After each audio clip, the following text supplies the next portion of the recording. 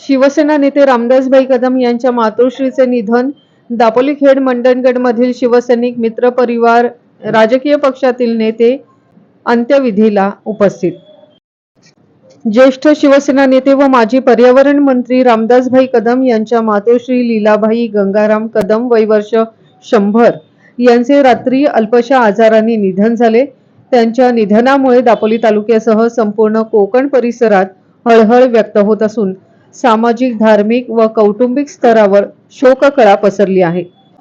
लीलाबाई कदम या मनमिळावू, धार्मिक वृत्तीच्या व सर्वांना आपुलकीने वागवणाऱ्या व्यक्तिमत्व होत्या. त्यांनी आपल्या आयुष्यात सामाजिक सलोखा, संस्कार व कुटुंब व्यवस्थेला नेहमीच प्राधान्य दिले. त्यांच्या पश्चात मुले, सुना, नातवंडे, पतवंडे असा खूप मोठा परिवार आहे. त्यांच्या अंत्यसंस्काराचा विधी त्यांच्या मूळ जामगे गावी शोकाकुल वातावरणात पार पडला. यावेळी अनेक नातेवाईक, ग्रामस्थ, मित्रपरिवार, राजकीय, सामाजिक क्षेत्रातील मान्यवरांनी मोठ्या संख्येने उपस्थित राहून लीलाबाई कदम यांना श्रद्धांजली अर्पण केली.